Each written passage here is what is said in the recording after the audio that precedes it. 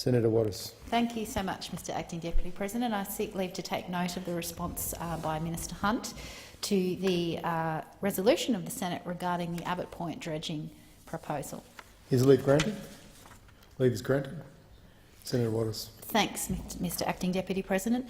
I rise tonight to take note of Minister Hunt's response to a really important Senate motion that was passed just a few months ago regarding the Abbot Point dredging project. Now, as people will recall, this is the plan to make Abbot Point the world's largest coal port. And it's not just anywhere, it's in the Great Barrier Reef. Now, clearly this is horrific. What's even worse is that it will involve 5 million tonnes of dredging, that is digging up the seabed, and offshore dumping of that sludge back into the reef's World Heritage waters.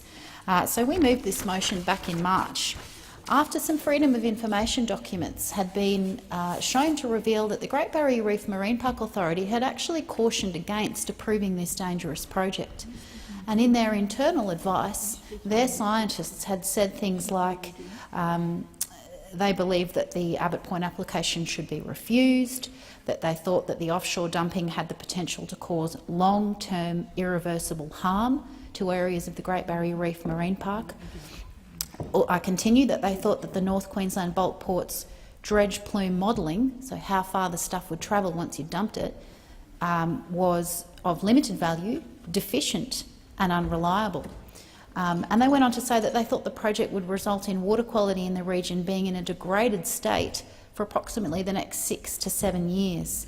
And lastly, they finished up saying that they thought that the proposed conditions were not practical or feasible, and that the damage could not be offset, and that the conditions were effectively unachievable. Now, this was pretty explosive stuff, because it was clear internal scientific advice that this project was going to be dodgy and damaging for the Great Barrier Reef. So the Senate moved that motion and called on Minister Hunt to reconsider his approval for this project, to have another look at the science and to have another go at the decision, and hey, maybe to actually refuse something for a change. Sadly, in the response that we've now received from Minister Hunt, he's just said, no, go back to sleep. We've done a rigorous assessment process. It's best practice application of national law. I considered all of the relevant research and advice. Everything commissioned by Gabroompa I considered. Well, that's very interesting, because a report was released last Friday showing that our so-called best practice national environmental law is actually full of flaws. That in Gladstone Harbour, a similar dredging and dumping proposal in a different location but done under that same system, that actually those conditions were poorly drafted, that they had not been properly enforced, and that allegations of breaches, multiple alleged breaches, had not been investigated. So that same system, which he claims is best practice, in fact his own review, his own inquiry found that it was inadequate. So I'm afraid I don't share Minister Hunt's confidence in the strength of our environmental laws. And what's more, if you've got a report saying that you're not enforcing your own conditions, and yet we have a budget tonight that's expected to slash even more staff who might otherwise be responsible for enforcing those conditions, how on earth can there be any confidence that the conditions placed on Abbot Point will even be complied with? I'm afraid that the farce continues. The offset condition that was imposed in this instance has come under some scrutiny, and frankly, commentators have found that it's pretty ludicrous. Minister Hunt seems to think that actually he's going to make the water quality better by dumping 5 million tonnes of sludge into the Great Barrier Reef. He's going to make the water quality 150% better. I'm afraid we haven't yet found an expert that thinks that that's viable or achievable. And what's more, the amount that would need to be offset to make water quality 150% better is unachievable.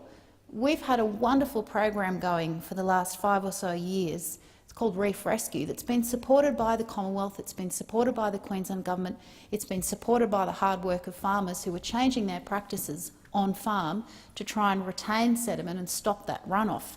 They're making some wonderful gains, and we've been huge supporters of that program, and indeed it needs more funding. Unfortunately, allowing the big mining companies and the Ports Corp to dump 5 million tonnes of that sludge really undermines that work.